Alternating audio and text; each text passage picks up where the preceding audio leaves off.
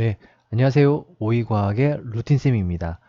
이번 시간에는 드디어, finally, 아마도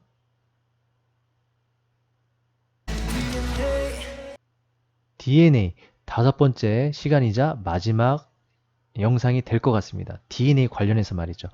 아, 저는 생각보다 좀 이거 찍기 좀 힘들었습니다. 시간도 좀 별로 없었고요.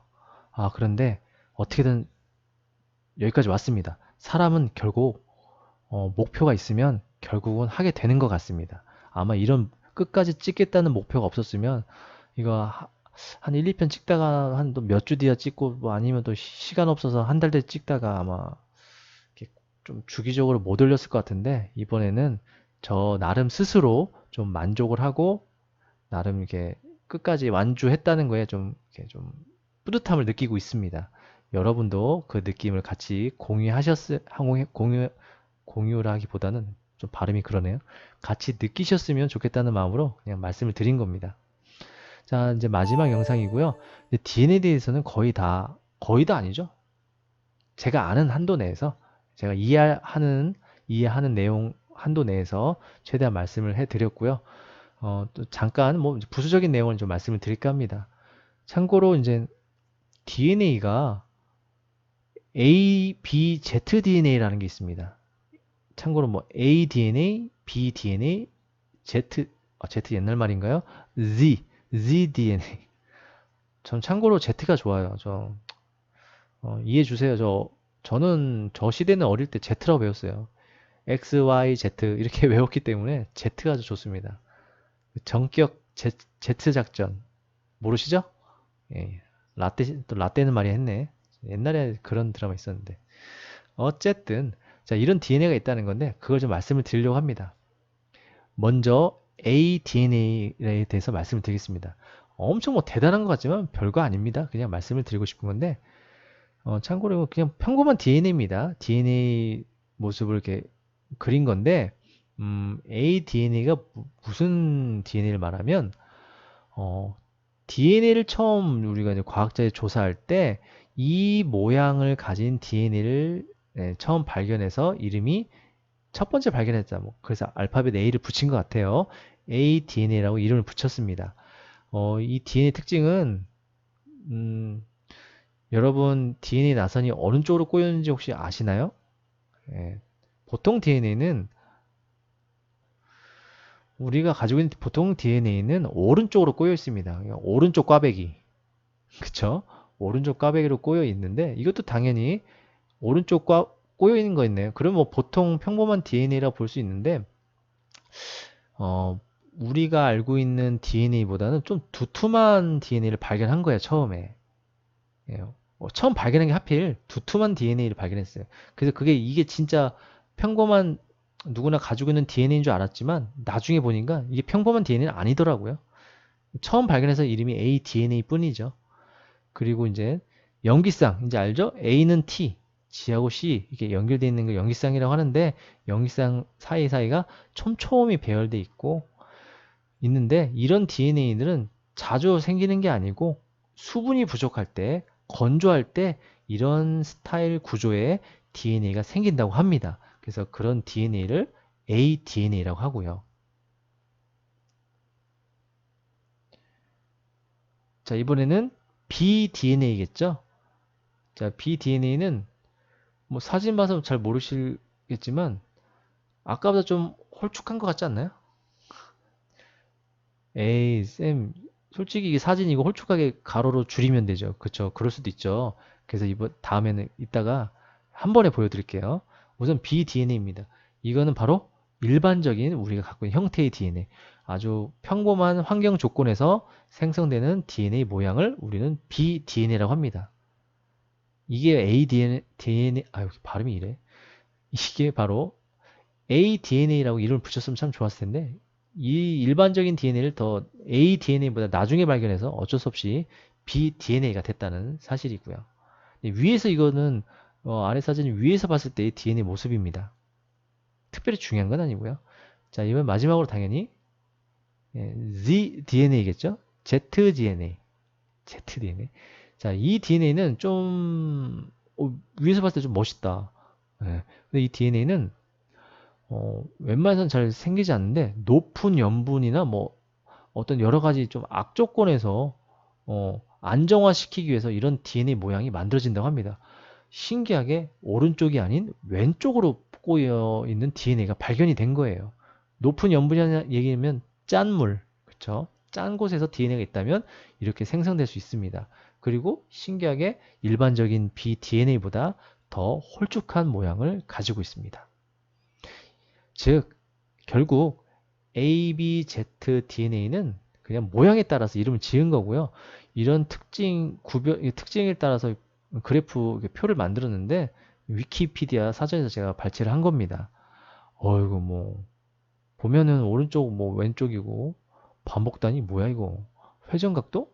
나선이 꼬여있는 회전각도입니다. 참 대단하죠 과학자들 별의별 걸 다 조사했어요 진짜. 자 뭐 이걸 다 외우라는 게 아니고 그냥 이렇다는 것만 알아두시고 저도 뭐 다 모릅니다. 하나도 모릅니다.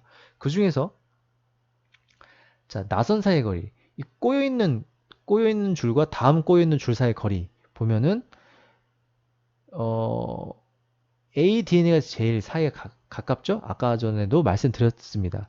그거를 정확히 보시라고 말씀을 드린 거고, 그 다음에 지름, 예, 폭이 보면은 ZDNA가 제일 얇죠? 아까 제가 말씀드렸습니다. ZDNA. GZDNA가 제일 홀쭉하다고 했습니다. 우리 평범한 DNA는 요 다른 DNA 모양에 비해서는 중간 두께를 가지고 있습니다. 이 정도만 알고 계시면 되고, 뭐 인산간 거리, 예, 이것도 좀 다르죠? 인산 아시죠? 인산당 연기. 그쵸? 뭐 이런 거 있다는 것만 알고 계시면 될 것 같습니다. 어, 참고로, 여기 보이죠? 28.6, 몰라, 이거. 근데 옆에는 읽을 수 있겠죠? 2.86 나노미터, 뭐 3.57 나노미터인데, 여기서 잠깐, 이 기호가 뭔지 잠깐 말씀을 드리고 넘어가려고 해요. 잘 쓰진 않지만, 가끔 나오더라고요. 분자 구조에서 막 크게 측정할 때. 이거 읽는 게 뭐냐면 A 문자 위에 이렇게 동그라미가 붙어 있는 문자입니다. 실제 있는 문자랍니다. 예, 몰랐어요. 이 문자가 그 스웨덴이나 다른 그 근처 여러 나라에서 쓰는 문자랍니다. 스웨덴이나 어떻게 읽냐면 네, 옹스트롬이라고 읽습니다. 옹스트롬. 뭐 어떤 책은 옹스트롱이라고 되어 있는데 대부분은 옹스트롬이라고 있습니다. 이게 단위입니다. 단위. 자, 이 단위를 처음에 찾은 사람은 스웨덴 천문학자입니다. 안데르 호나스 앙스트롬, 그쵸? 하여튼 이름이 좀 낯서네요. 이 천문학자 이름에서 따온 단위가 바로 옹스트롬이라는 단위입니다. 네. 스웨덴 천문학자라서 단위도 스웨덴 언어를 쓴 것 같아요. 그리고 이 단위는 언제 쓰냐면 뭐 빛의 파장 또는 원자나 분자의 크기를 측정할 때 좀 작은 단위, 작은 그 크기를 거리를 잴 때 흔히 사용되는 단위입니다. 근데 이제 이 단위가 100억 분의 1m를 나타내는 단위입니다. 즉 10옹스트롬은 1나노미터로 표현할 수 있습니다. 그래서 솔직히 단위가 여러 개에서 좋을 건 있을까요? 더 복잡하지 않을까요? 그래서 요새는 이 옹스트롬이라는 단위를 잘 안 쓰고 나노미터 단위를 잘 씁니다. 요새 나노 시대죠? 그렇죠? 뭐든지 뭐 나노라는 단어가 많이 쓰이는데 차라리 이 나노미터 단위를 쓰는 걸 권장을 해 드립니다.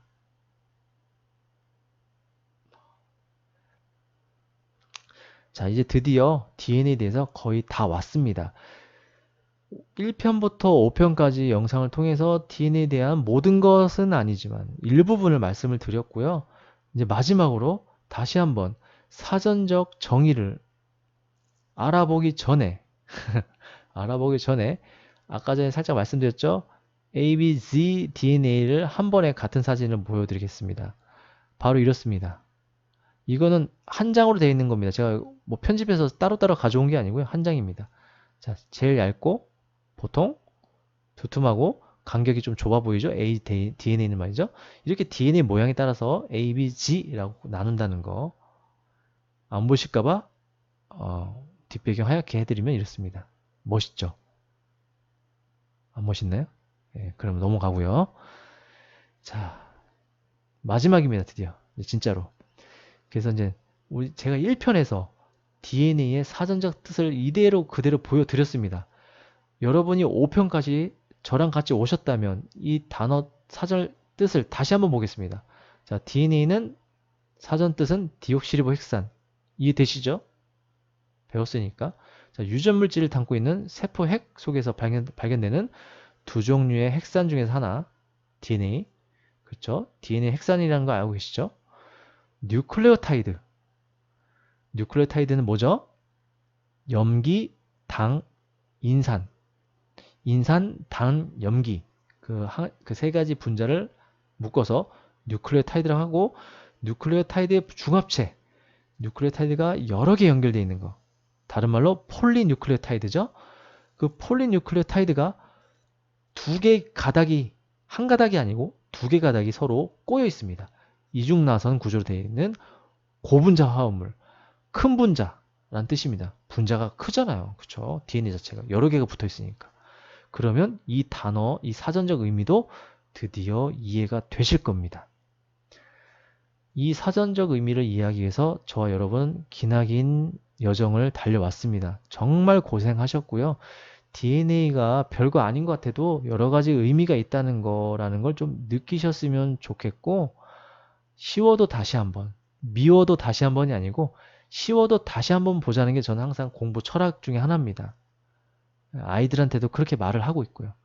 쉽다고 그냥 넘어가 버리면 쉬운 문제 틀리는 게 더 많아요, 솔직히. 여러분 시험 문제 풀면 어려운 문제가 더 많은 게 아니고, 그리고 어려운 문제보다 쉬운 문제, 기본 문제가 더 많습니다. 그렇죠?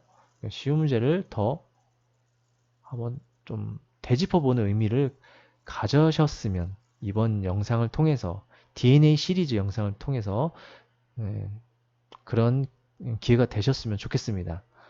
여러분도 고생하셨고요. 나도 고생했습니다. 지금까지 루틴쌤이었습니다. 다음에 만나요.